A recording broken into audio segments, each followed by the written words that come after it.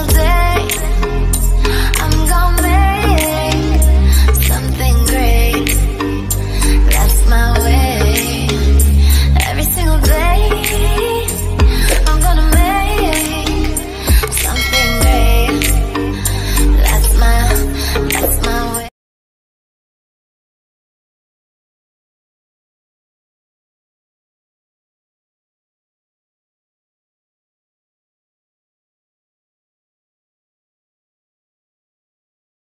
Magandang araw sa inyo. Nandito naman po tayo para po sa isang magde-demo. Ito pong nakikita nyo ngayon ay isang magneto po ng isang Honda TMX 155 na kung saan ay kailangan na pong i-kondisyon or palitan na ng mga spring at mga weight governor kung tawagin, katulad po nitong mga nandito. Ito po siya. Yan. Ito po yung tinatawag na weight governor at ito po yung spring governor. Ito po ang kadalasang mga nasisira dito po sa magneto or flywheel ng TMX 155. Kung makikita nyo po, ito pong isang weight governor. Ito po, makikita nyo po yung butas niya ay sobrang laki na po. Yan, malaki na po ang play niyan dun po sa poste niya, sa poste na nilalagyan niya. Kapag po ito ay umalog, may tendency po na maging maingay at sanhi na rin ng mahirap ng i-timing ang motor natin, no? Dahil po dito sa overplay o naglalaro ng weight governor. Kasi po pag ito naglaro, maaari po may timing ninyo, pero po kapag umandar na ito ay nagbabago na po siya because of dahil dito sa butas niya, kasi po may play na siya, maalag na po siya. Ganun din po dito sa spring, kailangan po panatilihin nating masikip at hindi po dapat siya maluwag. Ganun din po ang kaso niya kapag maluwag nito or stretch na, mahaba na, may tendency po na umalog din po itong weight governor. So ganun din po ang kaso niyan. Pares po silang pinapalitan para po maganda po ang timing natin at bigay ng kuryente para sa contact point natin. So yan po, ito po yung magneto natin, TMX 155. Kailangan na pong palitan ng weight governor at spring dahil po sa may play na po siya.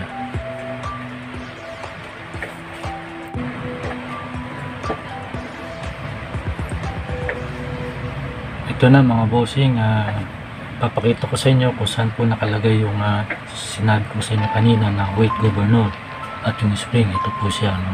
Sa loob po, ito po. Ayan. Ito po siya. Ganyan po ang pagkakabit niya.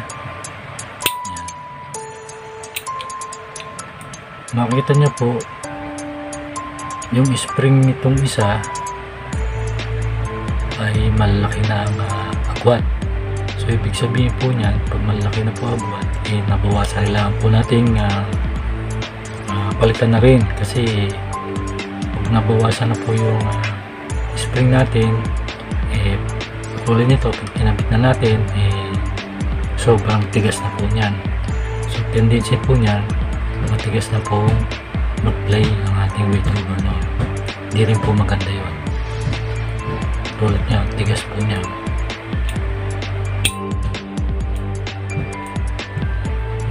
Palitan po natin to.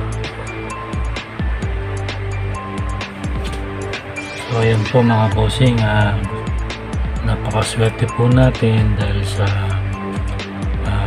kahit na po luma itong mga motor natin at medyo may katagalan na, maswerte pa rin tayo dahil sa meron pa rin pong pyesa na nabibili katulad po nito. Yan, spring. Ito po siya mga bossing. Yan.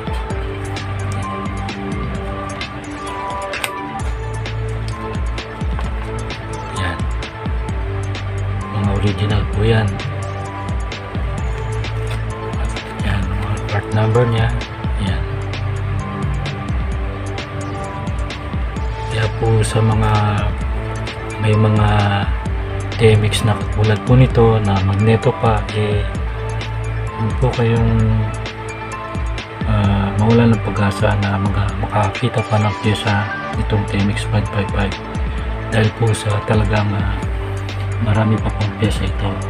Tulad po nito, meron pa po tayong mga nabili. Yan. Talaga pong maaayos pa po natin siya. Hindi na po natin kailangan magpalit po na ng mga tinatawag nilang convert na natin ng CDI or palitan natin ng magneto ng pang CDI. Hindi po muna, kasi po meron pa po pag-asa na makondisyon natin itong ating magneto o flywheel. Ito po.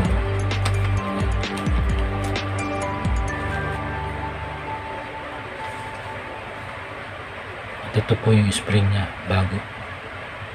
Yan. Kaya huwag po tayo mawala ng pag-asa na makondisyon pa ang ating mga flywheel or magneto.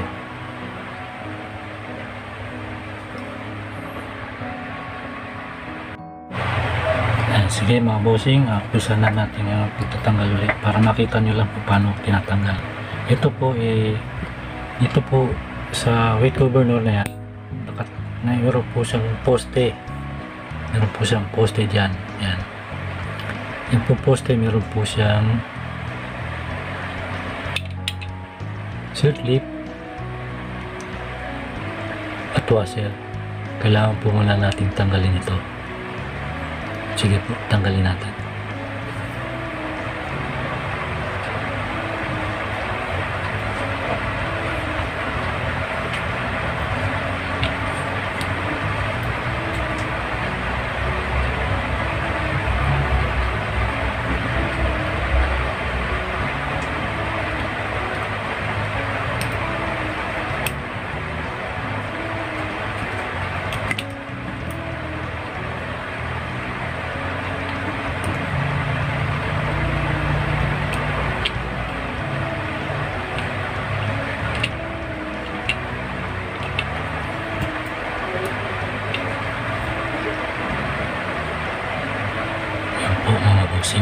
Tanggal na natin. Sunod natin yung washer.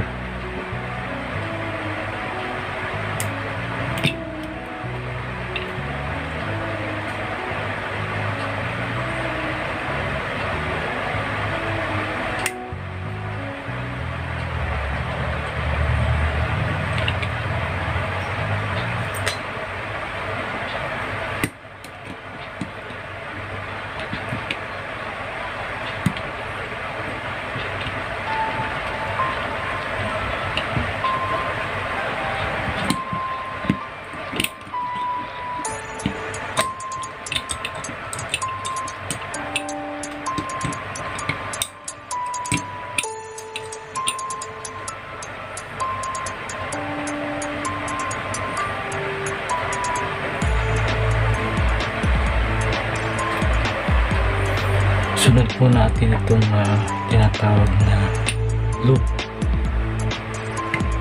advancer niya.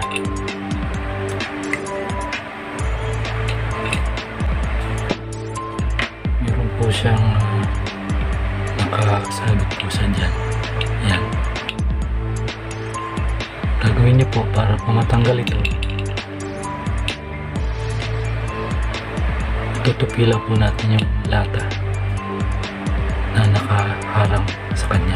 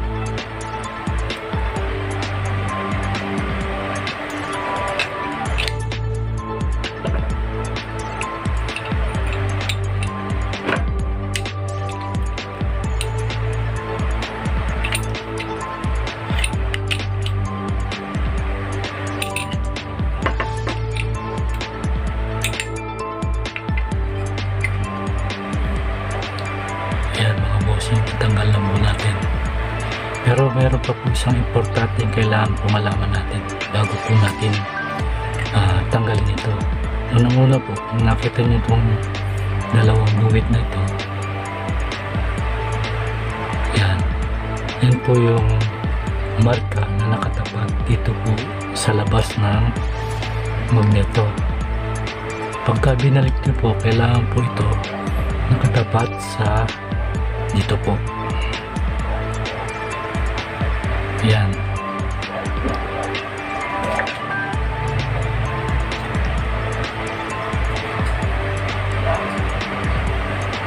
Yan. Yan pong T, F, and T. Yan po nakatapat itong dalawang guhit na kita nila. Yung dalawang guhit na yan po nakatapat yan dito.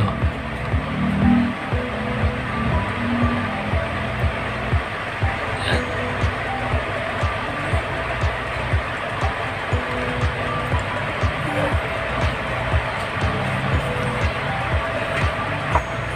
Pero bago po natin palitan ito ng bagong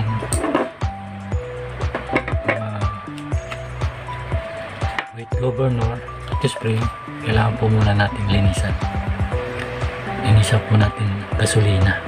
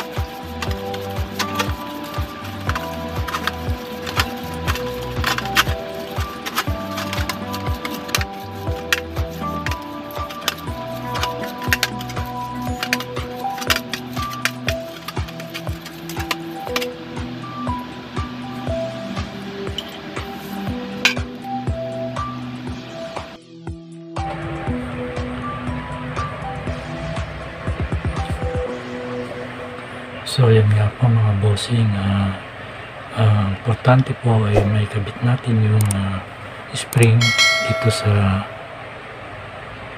sa governor na po. Yan po, dalawa po yung yung gagawin natin para po may kabit natin dito sa ating magneto. So yan po, ito na po yung magneto natin. Yan po. Yan. Ang importante lang po, meron pa po tayong nabibiling pyesa para po dito sa ating magneto.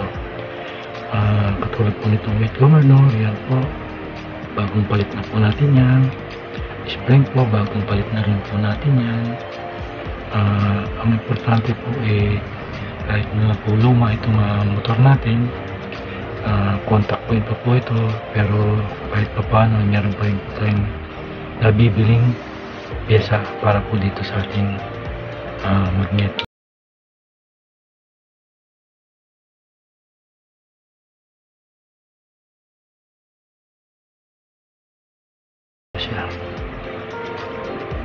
So isa pa pong gusto kong sabihin, kapag po nagpalit tayo ng bagong weight governor at bagong spring, sigurado po yan na magbabago na po ang timing ninyo doon sa nakabit na contact point.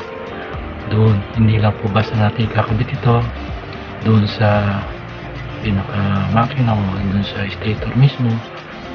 Kailangan po, pag naikabit natin, kailangan po natin i-timing kasi po nagbago na po ang clearances ulit nito. Bumalik na po sa dati, hindi tulad po ng una, hindi maluluwag po. So, ganun po, kailangan po natin i-timing ulit bago po kabit or pandarin ang ating motor.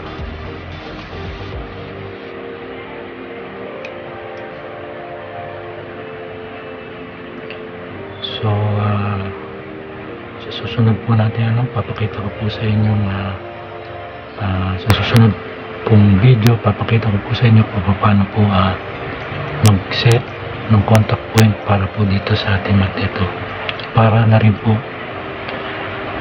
makuha natin kung ano ang tamang timing na kahit na hindi natin ginagamitan ng timing tester, papakita ko po sa inyo yan.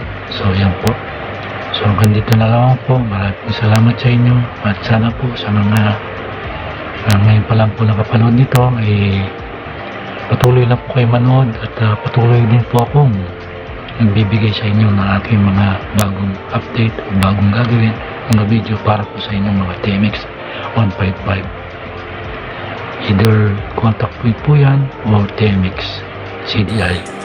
Maraming salamat po at bye bye, peace.